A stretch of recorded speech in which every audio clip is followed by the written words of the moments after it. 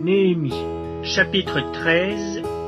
Dans ce temps-là, on lut en présence du peuple dans le livre de Moïse, et l'on y trouva écrit que l'Ammonite et le Moabite ne devraient jamais entrer dans l'assemblée de Dieu, parce qu'ils n'étaient pas venus au-devant des enfants d'Israël avec du pain et de l'eau, et parce qu'ils avaient appelé contre eux à prix d'argent Balaam pour qu'il les maudît.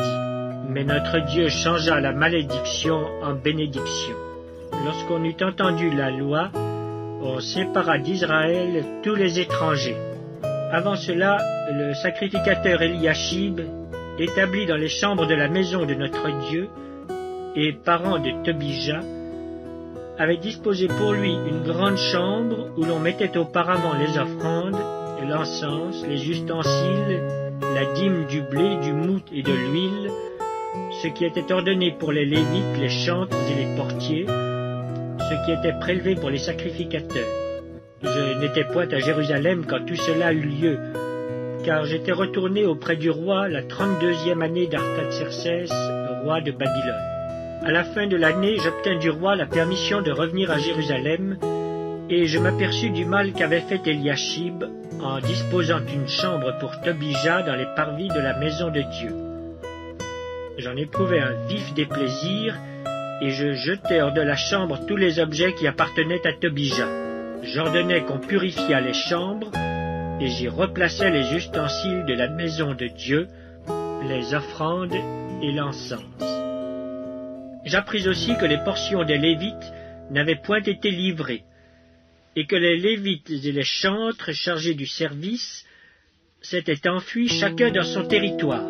Je fis des réprimandes aux magistrats et je dis, « Pourquoi la maison de Dieu a-t-elle été abandonnée ?» Et je rassemblai les Lévites et les chantres, et je les remis à leur poste. Alors tout Juda apporta dans les magasins la dîme du blé, du moût et de l'huile.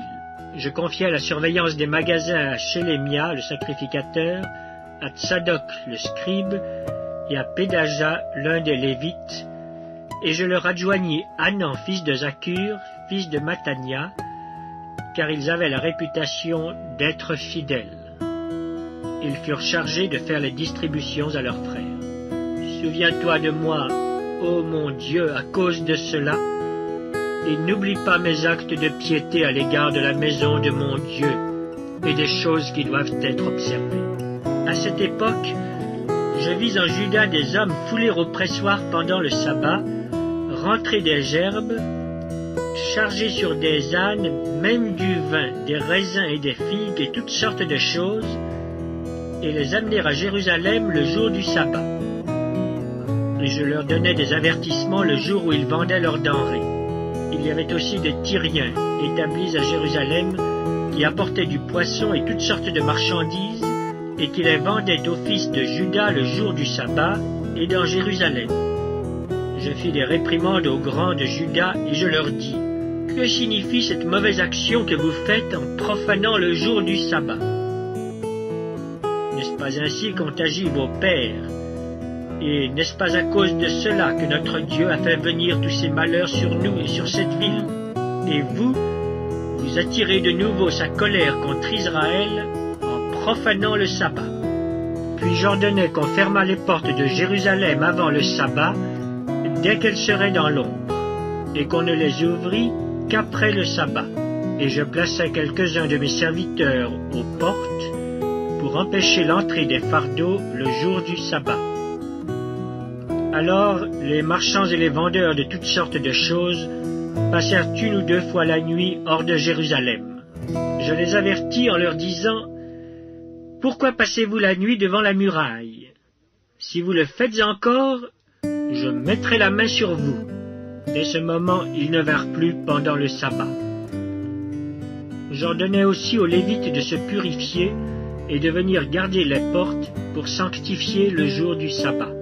Souviens-toi de moi, ô mon Dieu, à cause de cela, et protège-moi selon ta grande miséricorde. À cette même époque, je vis des Juifs qui avaient pris des femmes asdodiennes, ammonites, moabites.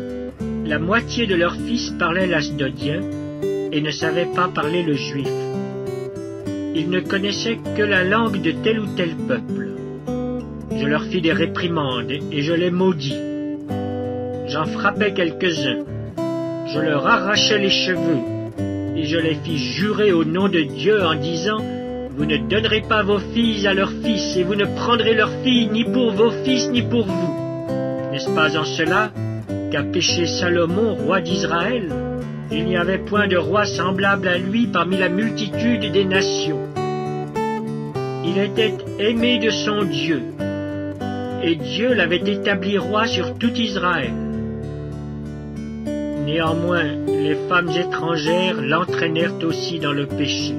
Faut-il donc apprendre à votre sujet que vous commettez un aussi grand crime et que vous péchez contre notre Dieu en prenant des femmes étrangères? Un des fils de Jojada, fils d'Eliashib, le souverain sacrificateur, était gendre de Sambala le Horonite. Je le chassai loin de moi. Souviens-toi d'eux, ô mon Dieu, car ils ont souillé le sacerdoce et l'alliance contractée par les sacrificateurs et les Lévites. Je les purifiais de tout étranger, et je remis en vigueur ce que devaient observer les sacrificateurs et les Lévites, chacun dans sa fonction, et ce qui concernait l'offrande du bois aux époques fixées, de même que les prémices. Souviens-toi favorablement de moi, ô mon Dieu, ô mon